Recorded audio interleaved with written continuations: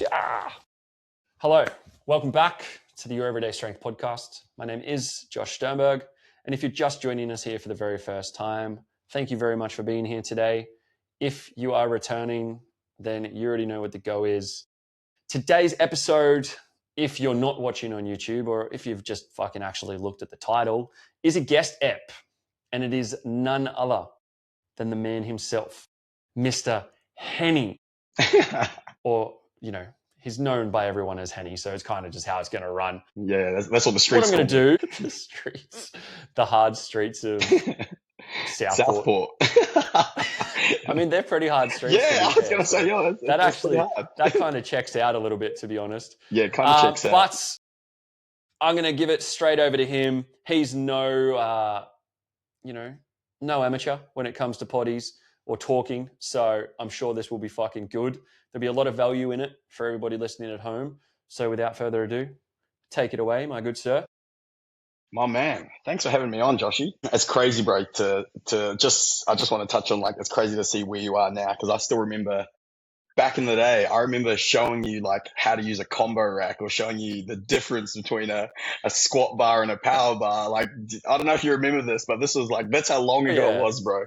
And that's it's really, so it's really cool. It's just grateful for you to have me on the podcast to spin a yarn. I don't know if you want me to tell you a bit of my background or whatever. Do I just say anything? Absolutely. Yeah. Bro, you say whatever you want. The floor is yours. All right, my bro. I'll start from the start. So I am almost 35 years old. I was born in the Philippines. I grew up in New Zealand, and I moved to Australia about 15 years ago. So I think when I was 20. And then I got into my intro into powerlifting was around 2017.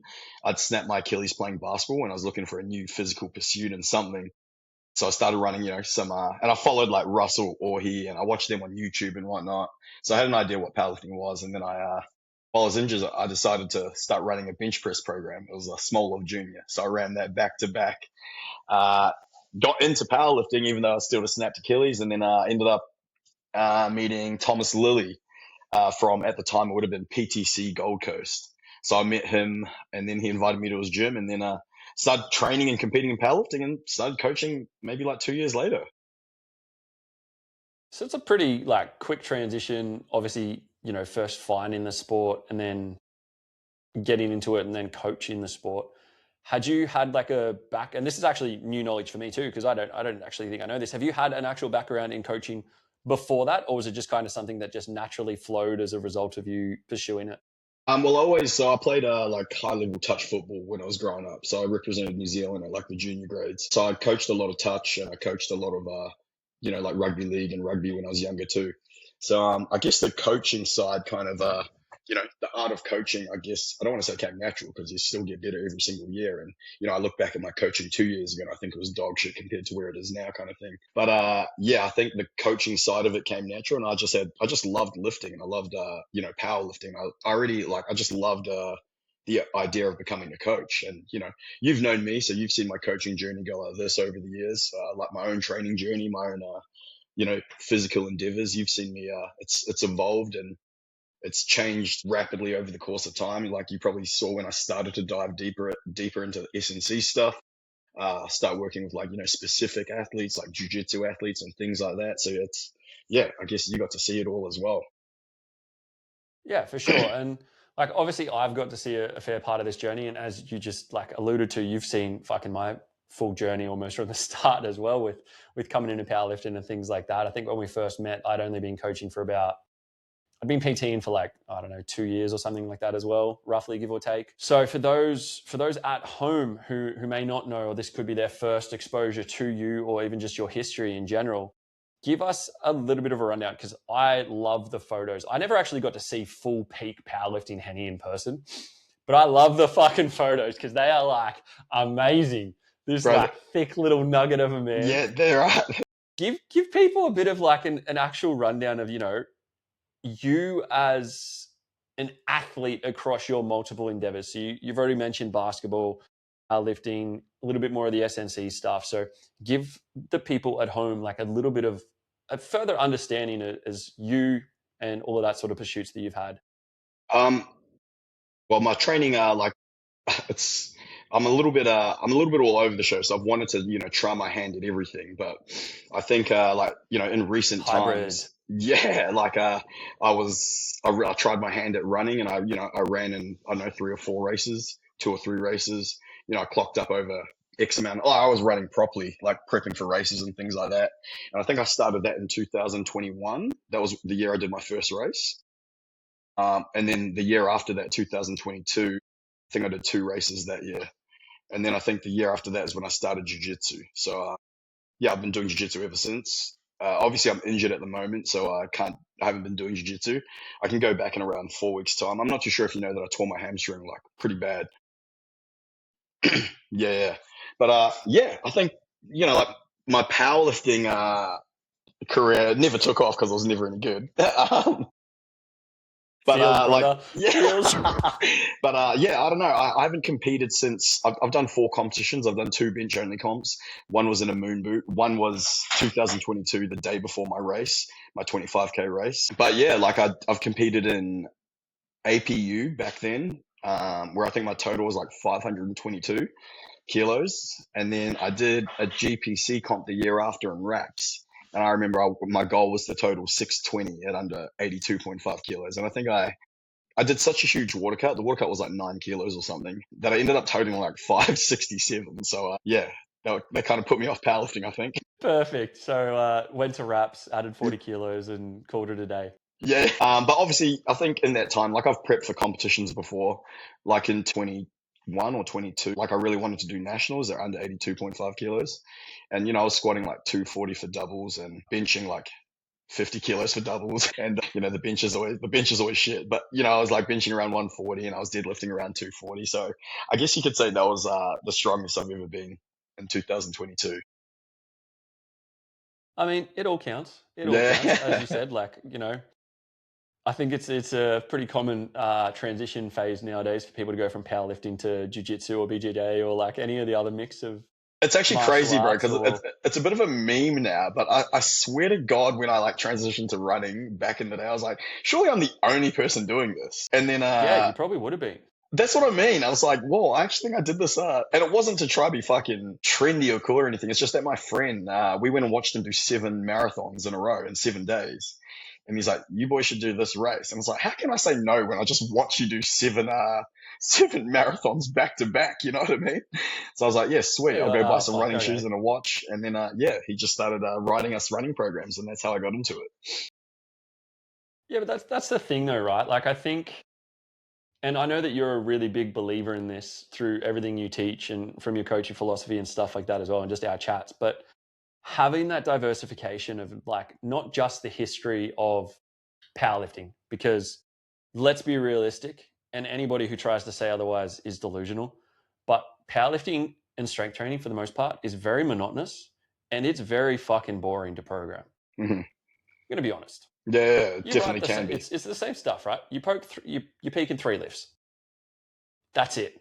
When you start to like add in the mix of these other athletes and field sport athletes or BJJ or running or all this other stuff that you can sort of actually do, it starts to like become a little bit more interesting, even from the coaching perspective. But you can start to see how you can actually integrate. Well, I learned this from powerlifting, but I can actually see it working really well with runners or with my BJJ guys and stuff. Yeah. Have you found that yourself across the mix? Yeah, bro. Like I like first like obviously I love powerlifting. That's like my number one love. Even though I've never competed in it, I haven't competed in it forever. But that's why I'm still around because I absolutely adore the sport. Me and Yeah, I'm Bridget were saying fucking the other day. stoked. Yeah, bro. Yeah, well, that's why you're still in it, kind of thing. Like we love it. And Yeah. me and Bridget were saying it the other day because we watch a lot of powerlifting on YouTube and things like that. And it's funny because she hasn't competed since I think 2021 either, but we still just love the sport itself. But yeah, like it makes it a whole lot more fun and makes it a whole lot more interesting. Programming for general S&C. And I think when I started getting really confident at it, is I had some mentoring calls of like Jamie Smith and Jamie Buziotis from formerly known as Melbourne Strength Culture. And like them, like me, just expressing my ideas to those guys who I really admire in the industry, kind of like gave me a little bit of confidence. And then when I was at Zero, Thomas Lilly actually organized me a call with Angus Bradley, And then, so I got to have a call with Angus Bradley, who's another guy, I really admire and someone I look up to in the industry. And, once those guys kind of gave me the green line going, yeah, what you're doing is fucking perfect. I was like, well, let's go. Like, I'm going to start believing in my product a little bit more and whatnot. Cause it is kind of scary being like yourself, being a powerlifting coach, and then all of a sudden going, hey, I offer this service now and I really want to, get really good at this Yeah. kind of thing. So it's a really daunting transition. And but now it's, it's becoming something that I think I do really well. And I've got like systems and principles that I abide by, just like my powerlifting programming. So it's a really well thought out way of training. And I always say to all my athletes, you're trying to build qualities, and once you build up X amount of qualities that we're putting into the main thing, that's where you're going to see the magic. Like, rather than looking at a traditional training program where we're looking at like body parts and trying to bring up this muscle to bring up this, but it's like you look at certain qualities and you're just trying to get little sprinkles of every single one of them. Yeah, for sure, dude. 100%. As you said, like, I'm the same. I fucking love powerlifting, especially after weekends like Just Been, which we'll touch on soon. Bro. But just having the principles and systems, I think that's a really big one, and one I want to kind of go into a little bit more now. Having those systems and the principles in place. Speaking for myself, you might be very, very similar, but that has probably been the biggest reason for my success, I would say, as a coach, is because when somebody comes to you now, we deal with people of all walks of life, demographics, socioeconomic status, everything you could think of, people from around the world, around Australia. But by having the same principles and systems across the board and just knowing how to adapt based upon the person that's in front of you at that moment is the reason why you can attain results with fucking anybody who comes to you, essentially. Yeah, 100%. Having people like, and we kind of do it to ourselves, right? Like, we specialize, you probably say your specialty is powerlifting. I would say the same thing. I always tell people, I'm a strength coach. Like, that is the basis of everything. But then I'll say to them, I'm like, strength is the basis of any and all training. If you're a field sport athlete, if you're a marathon runner, gymnast, powerlifter, whatever the fuck it is, bodybuilder, strength should be the basis of everything. Man, 100%. And the rest of it comes on top, as you said. Like, you sprinkle in the little bit of aspects that they need, whether the person wants to go and do a run. And it's like, okay, cool. Well, we're obviously going to dial back the strength just a little bit, keep enough of it in there to keep that basis. But then the main focus is going to be on Ks on the feet and things like that. 100%. And you find, for the most part, with a lot of athletes, the thing that they just lack in general, like you said, is just general strength training. They don't need the fancy stuff. It's just, these guys just need a well-written hypertrophy program that's going to, work with their schedule and isn't going to take away from the main sport. And you've probably both, you've seen that, like, for the most part, just getting someone jacked is going to, help them get better at their sport. It's just a byproduct of it. Plus like yeah, fucking A. Like, we can all complicate things. And, I love like my power work. I love my rotational work. I love doing my plyometrics and, program isometrics and jumps and things like that. But, for the most part, the easiest thing you can do is just get an athlete to buy in to lifting heavy weights every single week. And, that kind of covers it for the most part, I believe, anyway. Yeah, no, 100%, dude. And having them, like, I think the biggest thing there, like, with relation to buy-in, for example, how have you found, because I'm sure you've been very similar to myself, and you will have people who come to you, whether they are field sport athletes, whether they are BJJ or whatever the case might be, and they might turn around and go, oh, I don't train in a gym, I don't actually do weights because it can hurt me. How have you found, like, having that conversation with them and actually getting them to come around to the idea of, like, hey, this is probably the missing link between where you are now and where you want to be? Yeah, 1,000%. Getting them to understand that, this sport in itself is a skill. So they need to practice that skill. But how are we going to bolster that skill? By doing a whole bunch of this stuff in the gym. And you got to always remind them that what they're doing is far more, for the most part, they don't understand it's far more unpredictable when it comes to injuries than, lifting weights in a gym. I think we know that powerlifting, actually, like, I think there's research that backs this, that powerlifting is like one of the safest sports, or, strength training is one of the safest things that you can do. But, like, I think the initial thing is making the program enjoyable for them, not giving them too much, not making them work too hard in the gym initially, just getting that exposure. And, like, once they've had X amount of exposure, generally what they're going to want to do is get better at this skill to, I don't know, I think they're going to see how it benefits them in the long run. And I think there's a lot of athletes now. It's not like the old days where, there was lots of sports specific training. I think everyone across the board is getting a whole heap more general when it comes to, their off season training now, which is so good. Nah, bro, the key to getting better at baseball is to put a baseball handle attachment on the cables and Yeah, start swinging it. it's crazy. It's But crazy. I remember, don't fuck, you go. No, I was just going to say it's crazy. You mentioning baseball just brought up another one of my first inspirations in the S&C industry, Eric Cressy. The man himself. Yeah, and he used to be a powerlifter as Cressy well. I'm not Sports too sure. Performance. I'm not too sure if you know that he used to be a powerlifter too. Yeah, Yeah, I did. I've done a couple of his courses. Yeah, nice. Yeah, he's the It was fucking like man. online stuff. Yeah. Yeah, dude, like it's super interesting. I think you've already mentioned on a couple of names, like as we've been chatting back and forward and things like that, but our exposure to the people that we've had around us in the industry, all of them, your Jamie, like both Jamies and Angus, etc., they're obviously very SNC based, but all come from a background of strength. Jamie was, I first got introduced to Jamie through Will as he was his powerlifting coach and all the rest of that as well. And like all of those boys, obviously at Melbourne Strength Culture, like had a very heavy powerlifting culture, but they also had a very heavy culture of like S&C based work where they'd do their run and lift events and all of that sort of stuff. And that was kind of my first exposure into when I was like peak powerlifting, being like, okay, so like there are these dudes who they're still lifting pretty fucking heavy, but Yeah, then you they're just also fucking going and doing you runs. just you just turned into a super freak athlete. Fucking, I reckon I just turned around one day and you're fucking jacked as hell, fast, doing everything. I was like, what the fuck? When did that happen? Lost about fucking. You were, bro. I didn't realize how big you were.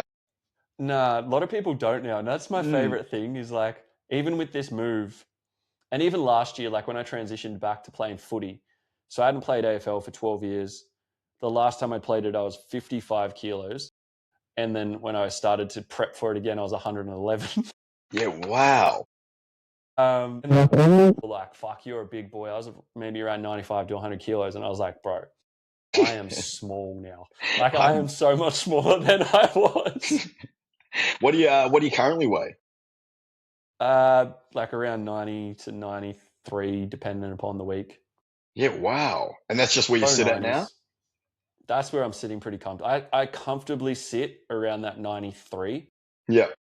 93 to 90. I want to sit 95 fairly lean. Do you reckon? Do you And reckon still there'll be able be? to do everything. Bro, you're super lean now, so I'm sure you can add another 2 kilos to your frame, kind of thing, Yeah, that's and the still be goal. relatively lean. Well, you'll still be incredibly lean. Do you ever see yourself returning to powerlifting? Nah, I've had this conversation with a lot of people. I Yeah. think I'm someone who knows that I was never the greatest athlete. And I've known this from a very young age. I, like yourself, I started coaching very, very young. So I started coaching at 13. I've always known I'm not a great athlete, but I've always just loved to do it regardless. Hmm. So I've always been okay, but never great. And so for me, coaching's always been the thing that's been there. And for me to go back to powerlifting to a level that I would want to do it, I'd have to put on like another 20 kilos. Otherwise, I just wouldn't even waste my time. And I'm just enjoying everything I'm doing right now so much more. Yeah, for My sure. biggest achievement throughout this whole process has been not having to use my CPAP. And I'll never forget one day sitting there making a joke at zero. And I said, oh, there's no weight classes in the jungle. And you turn around and go, yeah, there's no CPAPs in the jungle either. And I was like, fuck. That's so I good. was like, fucking, it's tough Man, out here when you can't breathe in your sleep. it's funny, like, cause I always say that I still see myself competing in powerlifting. I don't know when it will be. Like, it might be when I'm 40, it might be next year, it might be the year after, but like, I don't see myself, completely closing that door off. Like, I'd still like to be able to do the things I'm doing now. I'd still want to, train jiu-jitsu and compete jiu-jitsu, and yeah, but like, I still really want to compete in powerlifting one day. And when I say compete, I'm not talking about being good. I just want to like get back on the platform and experience it, and soak it all in. Because yeah, I've never really, I think I'd definitely be stronger now than I was when I last competed. But I've never really had a performance that I'm proud of. So I want to, still be able to one day open powerlifting and be like, oh, that's actually a reflection of how strong I am. Yeah, dude, I love that. I think for me, it's one of those things, right? Like you never say never. Mm-hmm. I don't necessarily think in the foreseeable future that like I would go back to powerlifting, but I still fucking love it. I love being involved in it. I love coaching it. I love being around it. I love going to competitions, whether it's local level or the APL Pro that was on the weekend or nationals. Like every single year, it's just, I get excited for Nats because it's just a buzz. Yeah, It's a bro. fucking buzz. I love it. It's a fun time. You know yourself, like anyone who's been at any of the events, and like we can think back to when the first nationals got canned and it got turned into Strength Quest. Mm-hmm. Yeah. And then then we all got an email like, oh yeah, you guys are competing at nationals. It's going to be Strength Quest. And then the next year having Nats actually run, and it was right on the Goldie at the Meriton. And seeing that transition from like where we broke the deadlift platform in session 1 on the stage and had to move it to the floor, all the way up to last year having 2 platforms in arguably one of the largest event centers in Australia. Bro, it's actually Like, it's unbelievable. Like, can we talk about the APL Pro? oh, fuck it. Let's talk about all of it. Man, From like, where it's like where you've seen it come through to now to like the weekend. I said to Kiva the other day, and I put it on my post when I put it up, and I said it Sunday when I was there. That was the best APL event I've ever been to. yeah, bro, me too. Me too. Everything about it. It ran smooth. I think, and this isn't taking anything away from, local events, anything like that. Having it as a pro event and having the people who are there compete because they're competitive and they fucking love it and all the rest of it. I think the vibe was just different. It was, bro. Like that, I think that those athletes that took the platform. They're all, like you said, they're all pros. They're all that pro level. So it's like, they're a different breed when it comes to powerlifters. They love the big moments kind of thing because they're elite. They're essentially elite level athletes.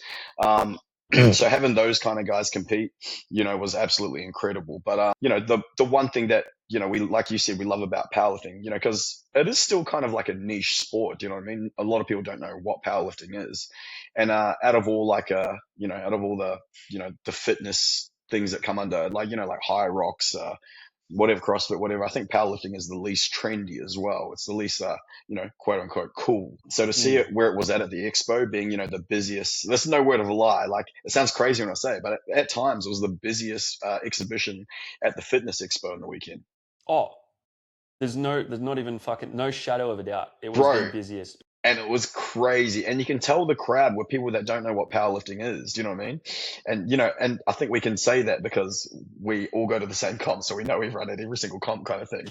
But, there was so many, it was so cool exposing the sport of powerlifting to like the masses like that and it being so popular. But, yeah, for sure.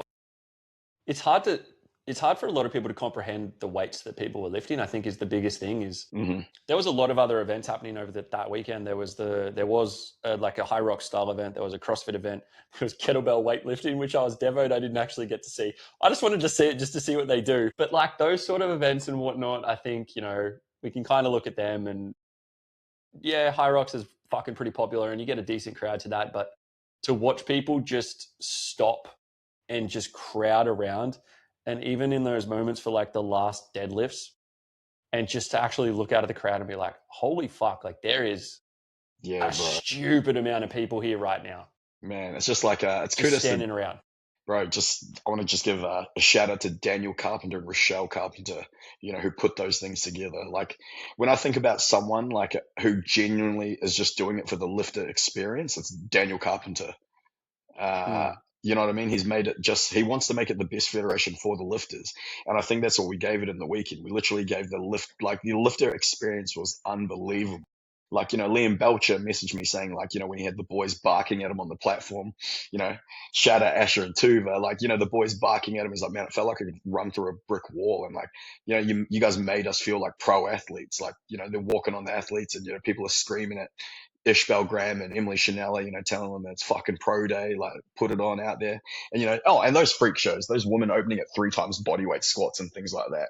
Like, that's what I mean. Like, bro, the general. When the fuck did so many women start deadlifting 200? Bro, that's what I mean. was sitting there at the back, warming up with Kiva, And I saw something. I was looking at the screen and I saw like it must have been like 200 on the dot, and I was like, "Fuck yeah, that's strong as for a cheap." Like I can probably say I coached maybe one of the first females to deadlift 200 in Australia. She held the record for quite a while in flick. Yeah. And that back then was like just a fucking. She deadlifted 200 and it was huge. Yeah, bro, and that's the norm. And then on the weekend there was like 6 of them, and I was just like, it's actually unbelievable. We didn't actually get time to do it, but what we wanted to do at in between, like the break between squats and bench on day one, we wanted to have me and Sarah Rainbow have a bench press off. And like, because all us powerlifters know she's fucking way stronger than me. So to us, it's no surprise that she's going to bench weight more than me. But for the general public to see that, do you know what I mean? They'd be like, "What the fuck?" Like, yeah. So we didn't get to do that, but yeah, it was so cool. I think it was everyone's highlight, like watching the women's, lifting on the weekend. It was unbelievable. Oh, just across the whole board. And I know you mentioned like Dan and obviously the caliber of lifting that they're encouraging. And like we kind of touched on it. We've seen, the development of APL as a whole from when it was kind of barely a federation, I guess you could say. It was kind of just this little lesser known. Do you know the very fraction in the corner? Yeah, bro. Have I told you how it started? Before the president of APL was John Gabriel, and he had the best heart and he had the best intentions for APL. He was just super busy, so he kind of put it forward to us. I remember we had a Zoom call. I think it was me, Khan, Thomas, Daniel, and I don't know who else, but we're on that call and we're like, does anyone in this group want to become the president of the APL?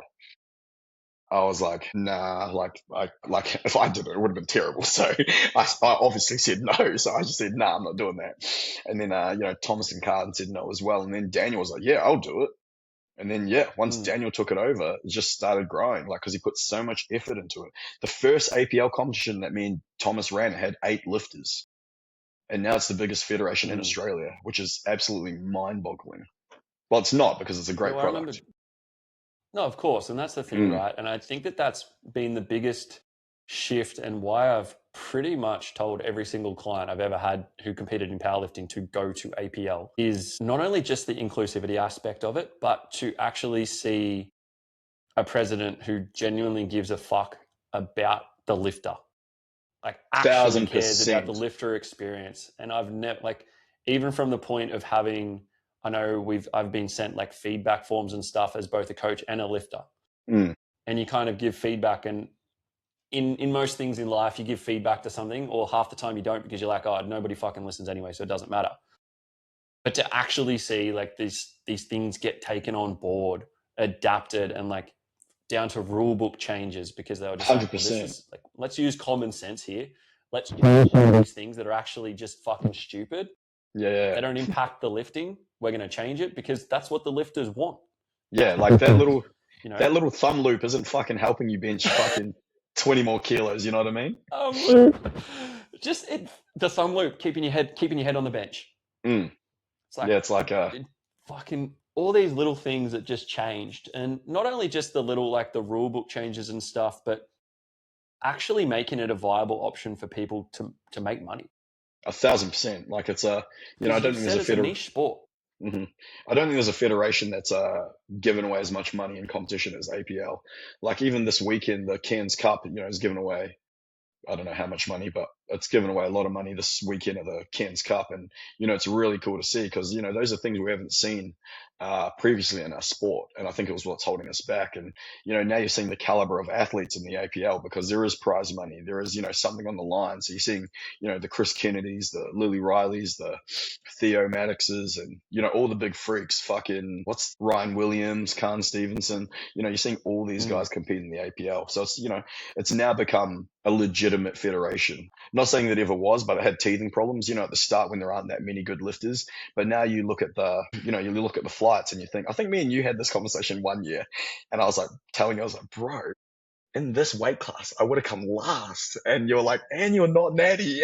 Do you know what I mean? Like, it's hilarious. It's so crazy to see where the sport is, where the sport has gone and how it's evolved. Oh man, like, as I qualified for my first nationals off of my first ever comp, and like I was not good Mhm. in any stretch of the imagination. Nowadays I wouldn't even qualify. And I think having it raise that standard, and I know basically if you entered for Nats, you got in. That was as simple as that, because you needed it to be that way for that inclusive access, but also then to actually expand the sport. It's like, well, we can't actually grow this next year. And having that as an actual thing where people have to actually have to qualify and actually have nationals mean something. Yeah, bro. Because I made nationals and I was kind of just like, ugh. And people were like, oh, that's Nats. And I'm like, dude, everybody got in. It doesn't mean anything, right? And nowadays people say they got in and you're like, you are fucking, like, you're in. You're Yeah, in the bro. top. And It's crazy because, I've got clients that are, I've got a guy called Dave Rumsley who's pretty strong, he squats and deadlifts like, over 270 and, he competes at under 90. He didn't qualify for nationals, which just shows the standard. You got people totaling, above 650 kind of thing that can't make it. So it's really cool to see, how much the athletes and the sport has evolved in general. yeah, for sure. It's one of those old, a rising tide lifts all ships, right? It's the same as the 4-minute mile. Nobody thought you could run a 4-minute mile until someone did it, and then everyone did it. Yeah, that's It's it. like these people, they don't think these numbers they're capable of, and then you've already referenced quite a few people, but like your Lily Rileys, Theo, Chris, etc., Liam Belcher, Yeah. like all of these guys who are coming in and just fucking cranking these huge numbers. Was it Jordan on the weekend? Is that his name? The dude who pulled 345? Yeah, Jordan Pitcher. Just like having these people come out of like almost nowhere Yeah, I think he was a and junior just as well, pop wasn't he? up. Was he a He junior? was, yeah. Yeah, Yeah, it's pretty sure he crazy. was.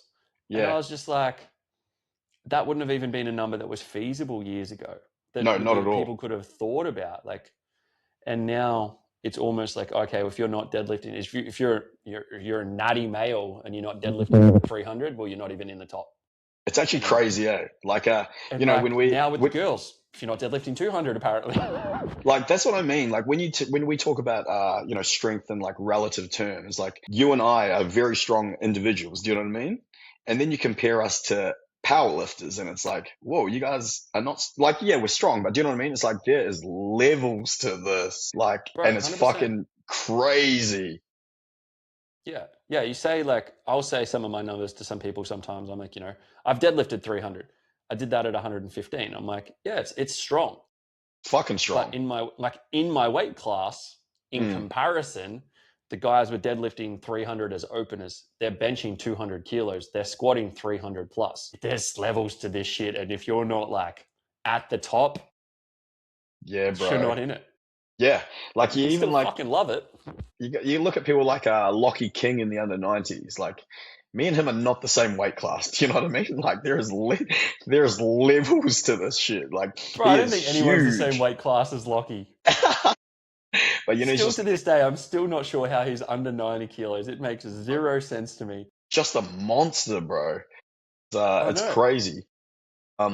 Yeah, like even Kiva, someone that I've watched, I've watched him train with you since he was like 16 years old, and he was a freak when he was like 16. I'm pretty sure he was lifting the exact same numbers as me, like when he was like 17 or 18, and I was at my strongest. Like he was when there's people that were like I think were destined to be good at the sport, he's one of them. He's had a few setbacks with injuries and things like that. But man, that kid is everyone loves watching Kiva compete. Everyone, I put that in my post the other day. Everyone loves watching Kiva compete, but I don't think anyone loves watching Kiva compete as much as Kiva loves watching other people compete.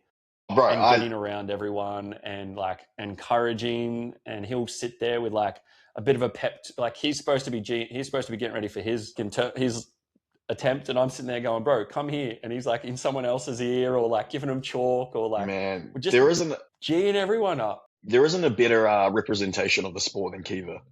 No. That's a good person, and that's a guy you want in the sport. And yeah, like there isn't one person that will disagree with anything that you just said. Like, it gets to the point where people be like, "Is he always like that?" I'm like, bro, he's literally been like that for the last 7 years I've known him. Like, he's just the most incredibly happy, positive. Like he just fills everyone's cup up that's around him. Yeah, I remember when we fucked with him one time and told him that if he ever put the plates on the wrong way again, he'd be banned from zero for life. And he got so worried. And then in that session, he squatted 200 for the first time at like 18 or 17 years old at Yeah, fucking like 70 something kilos. And I was like, oh, okay, never mind. yeah, he's You can man. stay. Yeah, you're stronger than me. You can stay. Oh, that's why I had to coach him. I was like, oh, I got to coach this kid. No, but he's one of the best people, and I think that, as you said, like he's a phenomenal representation of what powerlifting should be and what the energy in the atmosphere that is trying to be encouraged by APL as well is. It is a very, very niche sport. You've mentioned that, but I have seen an exponential amount of growth, and I wholeheartedly believe that is as a byproduct of bringing in, people like Kiva, bringing up the APL, the whole standard as a whole, and making it about the lifters, adding this prize money in, and all the rest of it is like, it's such an individualized sport, but I don't think anybody can say that it's a solo sport because it's That anything but.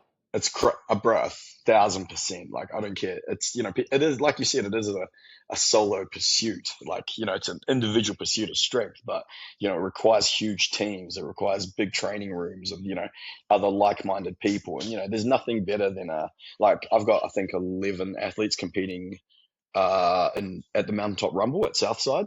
And, I love seeing them all on, training weeks, getting together and prepping together and being in the trenches together.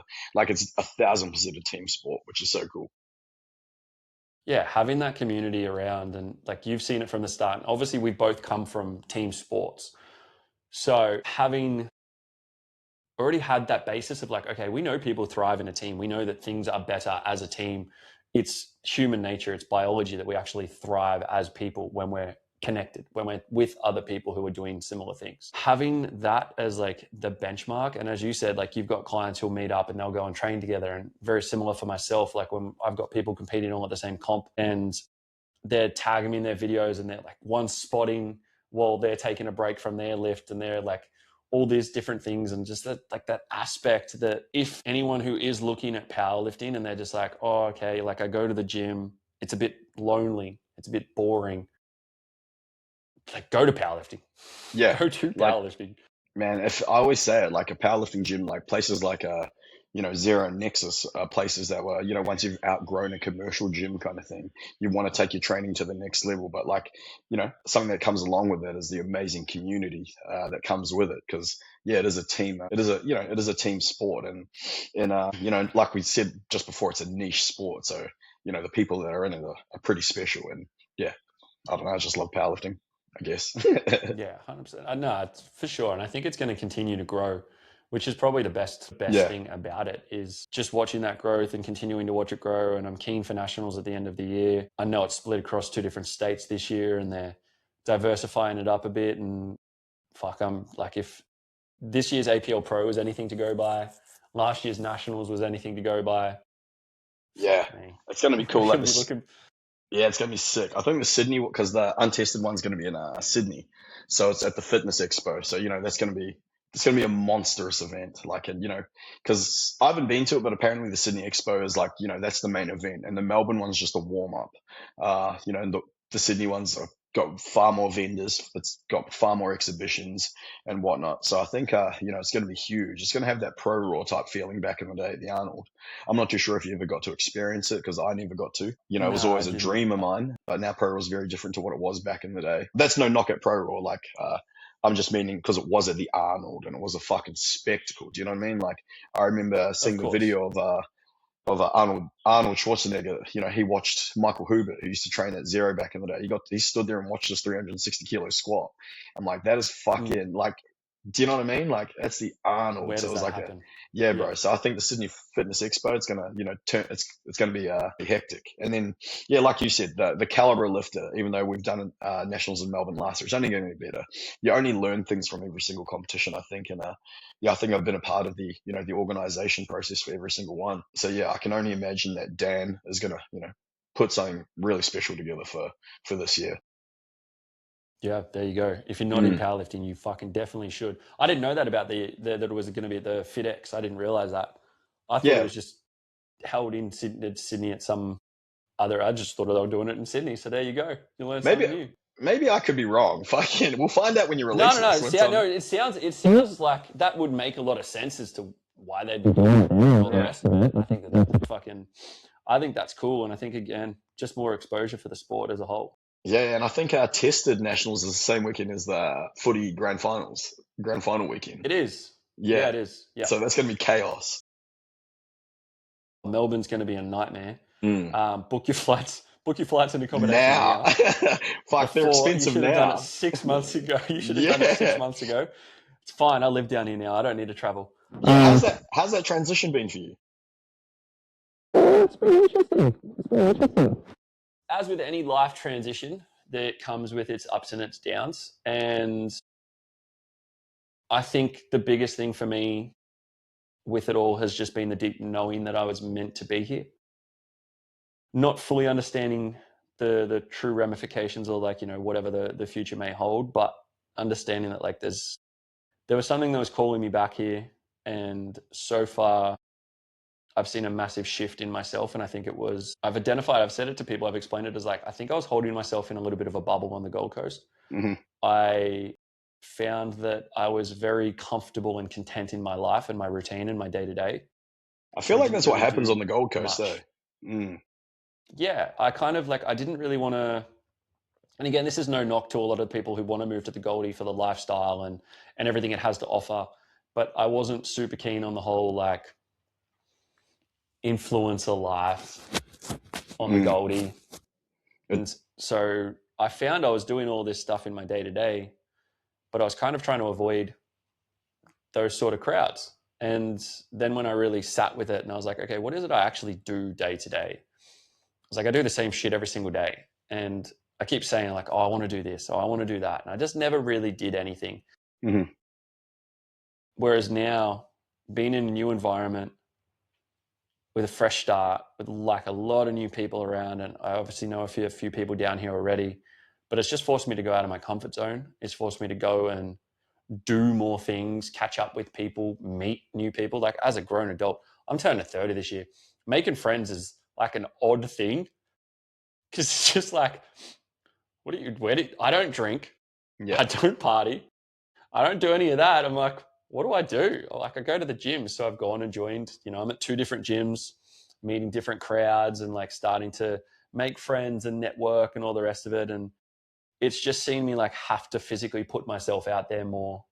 100%. Go to events, like going to the footy. We've got like concerts locked in and all the rest of it. So just really cool stuff.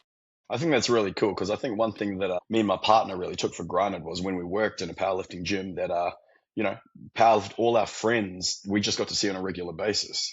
And it wasn't until we both, I work for myself now, and Bridget's doing her own thing. Like, it wasn't until then where it's like, man, I missed that community. So now I'm like, these friends that, I wouldn't necessarily be friends with them if I met them anywhere else kind of thing, but I met them through this one sport. So, it's made us have to go catch up with these people, go to events and things like that, which is really cool. Cause I'm actually, even though I'm, you hear me, I'm loud as fuck and I talk a lot, but I'm actually very introverted. Like I like just being at home with Bridget and my dog. You and me both, brother. Yeah. Like, so my social battery gets drained pretty fast. Like you can probably tell my voice is still fucked from the weekend. And after that weekend, I just didn't want to, make eye contact with anyone because it's so draining. Yeah. Yeah, I'm very similar. And I think that's probably why I think you and me get on so well is like, I think we are actually very similar people in a lot of ways. And I like, I work for myself from home. So I spend a lot of time by myself and I hang out with my dog quite a lot. And that can be lonely. It was one of the reasons why I went back to footy last year was because I was like, okay, I'm kind of missing this social aspect. Like for me, working in a gym every single day, if I wasn't working and I was still in the gym, I'd still be seeing people and I'd be chatting and I'd be hanging out with my friends and talking shit with the boys and like all of that. And that was really fun. And then working completely online, I lost that connection. And so that's why I went back to footy because I was like, well, I want to do footy. Plus it's a way to meet people and all the rest of it. And then with the transition to down here, again, it was like one of those things is like, okay, well, I can't just hang out in a gym all day because I work for myself from home. I need to actually go out and physically make an effort to catch up with people, or people I've been friends with on Instagram, social media for years. And I'm like, hey man, do you want to go get a coffee, or like go for one of the boys? We're grabbing steaks and cooking up tomorrow night. Like, Yeah, how good. just random stuff like that you kind of don't really think about having to do. And then you kind of get put in this situation where it's either you don't do that and you sit at home lonely, and then that kind of has its own negative byproduct, or you put yourself out there and you go and do more things and go and do events. And I went to an event solo Friday night last week just because I was like, well, I'm not going to miss out on an event. Yeah, for sure. Because Yeah, I'm that's going by cool. myself. And I think, yeah, having that aspect of like putting yourself out there as an adult, we do get too caught up in our own worlds. Oh, We 100%. don't really think about it sometimes. Yeah, I'm actually pretty bad at that. I'm always, people always hear me say, I've already got friends. Like, I already got friends. I don't need any more. But it's just like, that's not what it's about. It's about, I just think it's about new experiences and things like that. And one thing that I've really, like I said, I took for granted, like, the people at the gym that I got to see every day. And it's like, oh yeah, that was work, but those were my friends. So yeah, like you said, I just need it's one of those things that I'm working on this year, is just getting out a little bit more and making the effort to catch up with people, because yeah, I don't have the opportunity to do so every day. And like, it's really cool at jiu-jitsu, I get to catch up with all my friends there, but that's like that's a separate circle kind of thing. So yeah. Yeah, I think honestly, I think if anybody's listening to this who can take actually something from it is like we can be very closed off. And as I said, I found myself by the back end of living on the Goldie, I was just so caught up in my own bubble Hmm. that I would say something very similar. I'd be like, oh, I don't like people. I don't need friends. I don't need more friends. I don't need this. I don't need that. Like, I'm content with my own time and my own company and all the rest of it. But like at the basis of it, we already spoke about it before with powerlifting and that being a community sport and why people thrive in it and etc. Like, we thrive in communities. We thrive as a tribe. When I moved down here and I lost a big portion of the connection that I'd originally had when moving down, it for like I had no option. It was sink or swim. It's like, go and meet people, or be very sad and lonely and probably end up fucking severely depressed and whatever else might come. But that initial like hesitancy to actually go out and do that, at first I was a little bit like, oh, this is weird. Like, I'm messaging this dude to be like, hey bro, do you want to go and train on Saturday, or do you want to go grab some food or something? Like, but then at the same time, it's been really well received, or I'm having people reach out to me and be like, dude, let's go grab a coffee, or let's catch up, or let's go do this, or whatever the case might be. And I'm like, fuck, at the end of the day, like, if I've got this thought process, and I mean, even you saying you've got a very similar thought process, there's probably a lot of other people who are in the same boat who are like, I do want to actually go and do that, but I just don't know how to reach out, or don't know how to actually start that Yeah. conversation to do it. The, Meet the new people and hardest have new experiences. Yeah, the hardest part is, like me and Bridget always say, the hardest part about going to something or whatever, is just actually getting up and going to it. Like, like I said, we're so comfortable. I love being at my home. I love being here with my partner and my dog. So the hardest part is, just actually getting up and going to the thing. And, you always have fun. Well, I think you always have fun whenever you go to these, so I always feel like my cup's been filled up when I go to a social gathering or something. For sure. It's one of those, it's just a natural thing that as humans, we actually like to be around other people. We like 100%. to be around, the hustle and bustle. And like yourself, my social battery does drain fairly quickly. So I need to come home and recharge it. But at the same time, you nailed it. Like, the hardest part is actually just getting up and going. The hardest part is sending the message to the person to be like, dude, what are you doing this weekend? Or whatever the case might be. When you're actually there and you're doing it, if you're living in the moment and you're spending the time there and you're actually just enjoying someone else's company or the event or the environment or whatever that it is that you're in, the Yeah, time flies. that's it, bro. Like, That's it. I went to the F1 a few weeks back, and that was just fucking sick. Like, Yeah, I just to saw that. walk I saw around. they had an exhibition at the expo center as well, the exhibition center. Yeah, I did. I've not gone to that, but I did Hmm. actually look at that when we were walking. They had the balloon thing too. Yeah, it's They crazy had a how balloon many. expo. It's crazy how many huge exhibitions there were in that fucking venue, all at the same time. When we were, well, it's no different to the furry convention last year at Yeah, that was Nationals. crazy. That was crazy. Um, Uh, but yeah, like just those things, and like even going to the footy. And I was like, fuck. At first, I was pretty hesitant to go to the footy alone, and it wasn't until the other week when I was actually meeting up with Kiva because he was coming straight from work to go there, and I caught the train in by myself. And you are like you feel like you are technically alone because you're on your hmm own. hmm But I was going there with a whole horde of people who were there for the same event, the same experience. They're there because they love the footy. They're there because they want to support the team and all the rest of it. And then when you sit in the crowd, you're all one. Yeah, 100%. They don't know that you're there alone because they're there celebrating next to you. Like it's Mm. just fucking you're just all friends. Um, but yeah, that kind of went off a tangent of like training and all the rest of it. But Oh, anyways, bro, I think it's good for people to know. I think it's good for people to hear that sort of stuff. I thought I went off on a tangent every single time I spoke, so don't stress. It's all good. I love a good tangent. Fucking Yeah. anybody who listens to this podcast knows I love a good tangent. So, Oh man. but you kind of briefly touched on it, and you're rocking your own thing. Your Henny coaching is alive and well. Give the people at home a little bit of a rundown. You know how they can find you, what you do, what you offer, all the rest of it. Yeah, Matt. So, obviously, first and foremost, I'm a powerlifting coach. I obviously program for power lifters, but I love S&C. So, if you want a really general approach to training, I love, I've got a real GPP style of training and programming. I went out on my own this year.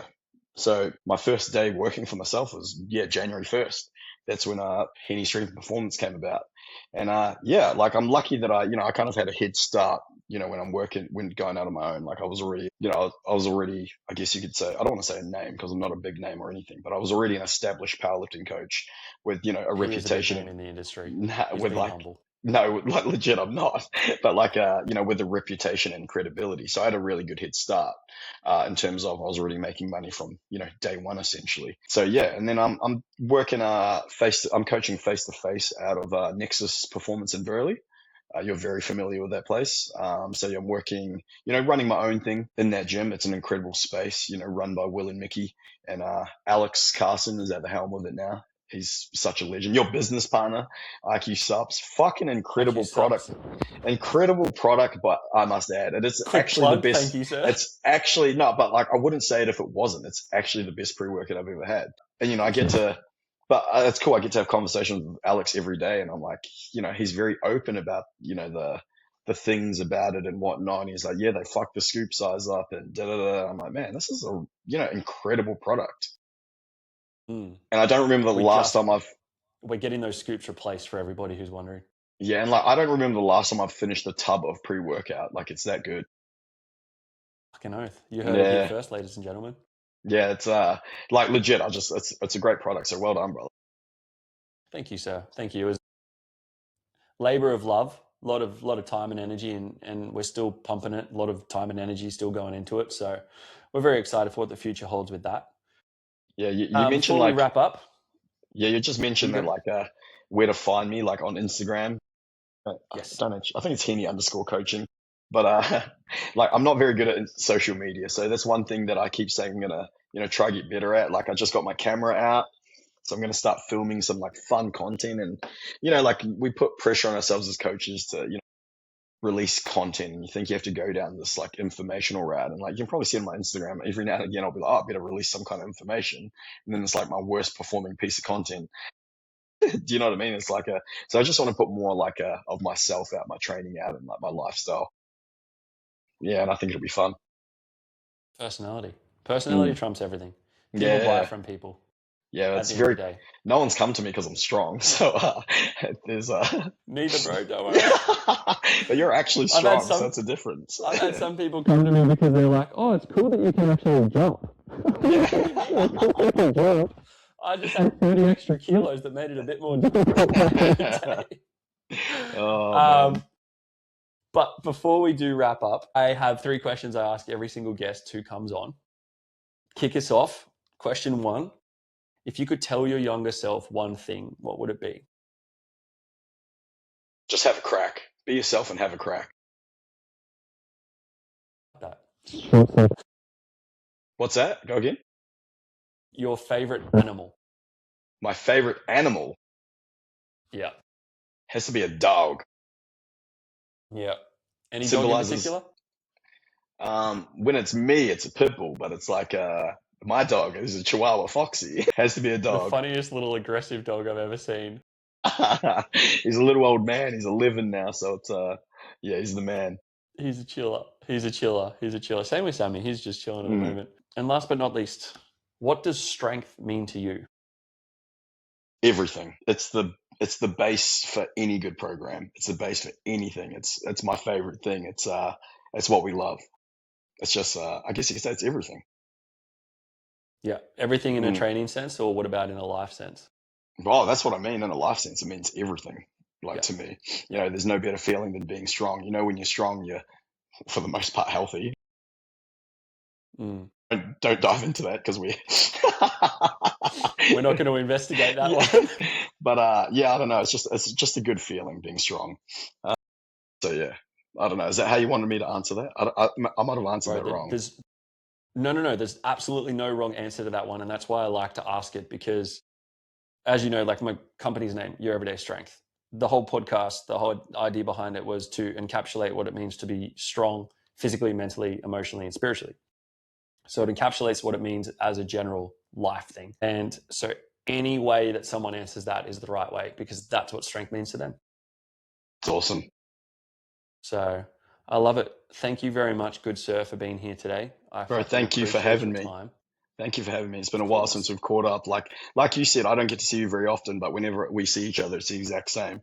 It's always love. Yeah, it's always, like time has never passed. Nah, never. So that's what I love about it. Like, I just knew, I didn't even message you. I just knew I was going to see you in Melbourne over the weekend. And yeah, I guess that's why I'm here now, because we just caught up, which is cool. Yeah, for sure, my man. And it's always it was a good time to see you on the weekend. It's always good to see you. It's good to see you right now. We'll definitely be chatting, and I'll see you when you come down for Nats. Yes, sir. If I'm up on the Goldie, I'll come have a visit. But for everybody listening at home, I will absolutely be putting James's information in the bio. I'll be putting it when I put it up on Instagram. Tag him, add him as collab. You'll be able to find him. Go and have a look. Go and watch him. Go see why he's so successful at what he does. Watch all his lifters and watch his new content that's coming out too. Yeah, and I've also got 3 spots left, so be quick. No matter when you listen to this podcast, there's it's going to be 3 spots left every single time. But you better be quick, otherwise they'll be gone. Yeah, DM me strong, and then we'll go from there. I love it. Thank you very much, my dude. I'll speak to you soon. Thank you so much for having me, brother.